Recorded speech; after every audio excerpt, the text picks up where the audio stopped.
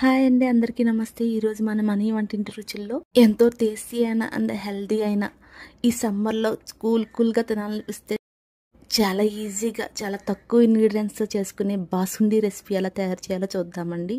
ఈ బాసుండి కోసం నేను ఇక్కడ 2 లీటర్స్ పాలు తీసుకున్నానండి.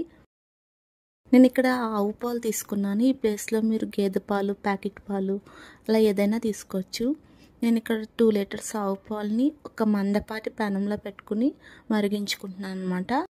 నేను ఇక్కడ మంటని హై ఫ్లేమ్లో పెట్టి గరిటతో కలుపుతూ మరిగిస్తున్నానండి.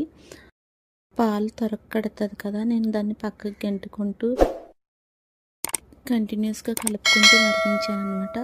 ఇప్పుడు ఇందులో చూసారు కదా, అంచుల వెంటన్న త్వరకని మెల్లిమెల్లిగా స్లోగా కలుపుకుంటూ ఉండాలి. ఇందులో నేను 200 గ్రామ్స్ పటిక బెల్లం పొడి వేసాను.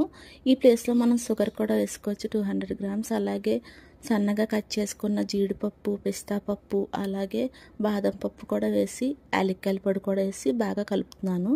ఇలా ఒక 10 మినిట్స్ వరకు కలుపుకోవాలి. 10 మినిట్స్ తర్వాత మనకి బాసుండి రెడీ అయిపోద్ది. నాకు ఈ ప్రాసెస్ చేయడానికి 1 అవర్ టైం పట్టిందండి.